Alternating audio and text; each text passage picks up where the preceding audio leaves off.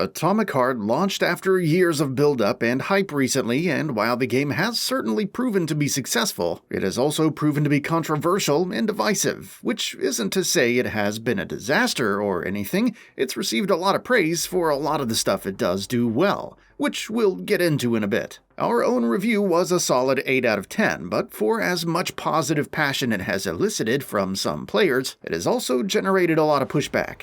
Why exactly has Atomic Heart proven to be so divisive? It's an interesting question because, on paper, you would think the game would mark the triumphant return of the style of light immersive sim FPS RPG blend that we saw so much of for a few years back in the day. You know, games like Deus Ex and Stalker. People loved those games, and Atomic Heart looks to be the first big title in that lineage in a long time.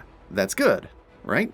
The issue goes back to it being a great pitch on paper. While, on paper, Atomic Heart's pitch is, in fact, very compelling, systems-driven progression emphasizing player freedom and agency, a fusion of immersive sim, shooter, and RPG mechanics set in an atmospheric open world against the backdrop of an alternate history following the end of the Second World War and the early years of the Cold War, doesn't end up coming together quite that well in execution, and fumbles the ball on certain key critical things that keep the experience from reaching the kinds of highs that titles such as Deus Ex or Stalker did.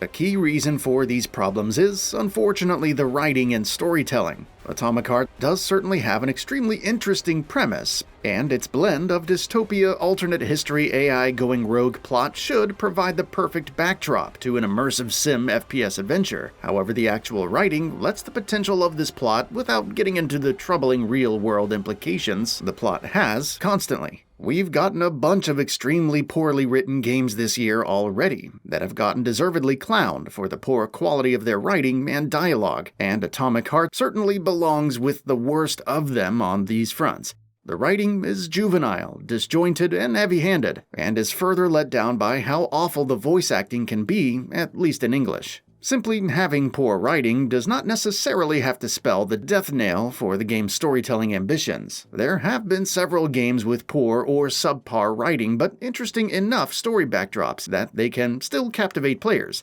Look at Bethesda Game Studio games, for example, which have great, compelling backstories, settings, and lore that engage the imaginations of millions of players around the world, in spite of frankly awful moment-to-moment writing. And certainly if Atomic Heart was doing justice to the potential of its textured premise, then a lot of people might presumably be more inclined to engage with the story it is telling, but another common complaint from the game seems to be that the story does not play out in a satisfying way and does not ever do justice to its initial pitch. Now, to be clear, our GamingBolt review found the story to be solid, and certainly didn't find it lacking enough for it to be a knock against the game. However, the way the story unfolds is turning out to be a common enough complaint among some players that even if you were able to look past the weak writing, chances are the story side of things would still be a total bust for you regardless.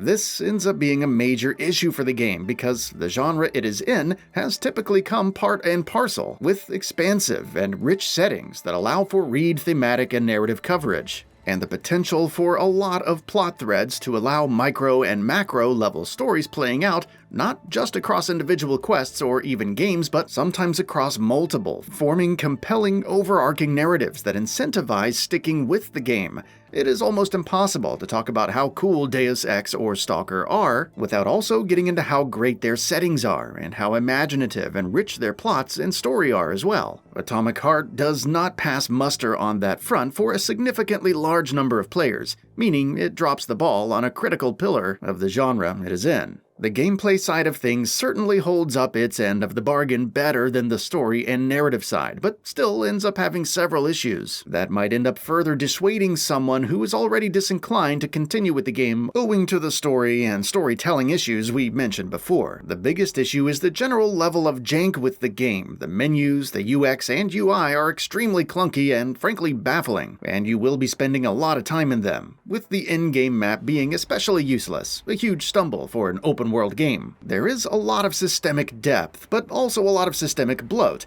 and there are entire mechanics and systems that feel not only poorly explained but also entirely out of place, with what they do and how they fit into the rest of the game never feeling clear. The game is extremely buggy with hard crashes and failed quest triggers abound. A popular trophy and achievement guide site infamously decided against putting out a guide for this game given its general bugginess, causing issues without figuring out why many achievements and trophies simply are not unlocking. Even the moment-to-moment gameplay can feel janky, with extremely clumsy controls that can take a long time to get used to for many.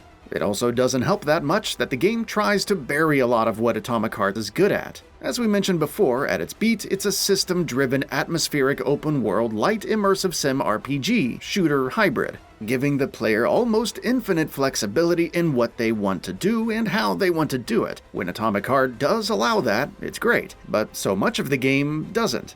Take, for example, the intro hours of the game, which force you through a series of linear fetch quests, bookended by a forced emphasis on storytelling and world building. Taking away the openness and agency to force linearity on the player in service of storytelling is certainly a choice for a game that sucks so bad at the storytelling, and it means Atomic Heart doesn't exactly put its best foot forward to begin with. Take also the issues specified with the controls, the UX and UI previously. Having that freedom and agency in terms of engaging with the game is great, but the game goes out of its way to make that miserable for you. Do you want to engage with the open world? Here, have this totally useless map. Do you want to delve into the role-playing or survival or immersive sim mechanics? Deal with these menus that border on being worse than useless. They border on being actively terrible to use. Simply playing the game can feel rough, given how poor the controls can feel. A point of comparison for this game I have raised multiple times has been Stalker. It's funny because vanilla Stalker had a lot of issues as well. It wasn't always a beloved classic or a stalwart of the genre. A dedicated fan community on PC spent years fixing the game with mods, ironing out its problems, and helping it blossom to its full potential. Certainly on PC at least, Atomic Heart could end up similarly motivating a cavalcade of fans to stick with it and iron out its problems, and help it achieve its potential. But Stalker's issues were mostly all mechanical and relating to polish. That's something mods can fix. Atomic Heart has those problems, but also fails singularly hard on the whole story and setting front, which, as mentioned, can be a critical part of the genre's experience to many players. It's unclear whether those problems will be fixed by the fan community. It's unclear whether they can be fixed. Even if they can't be, at its best, Atomic Heart seems to deliver an experience good enough that it has a legion of fans who do love it, warts and all. And after all, janky and flawed games is almost as much a hallmark of the genre itself. While it has proven to be more divisive than the games in whose footsteps it seeks to follow were, and while that may never change,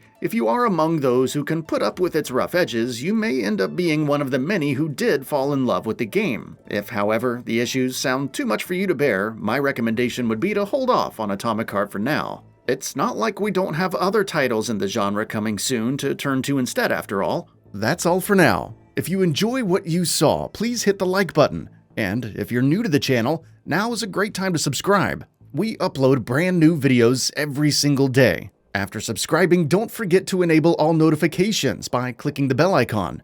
Thanks for watching this video, and we'll see you next time, right here on GamingBolt.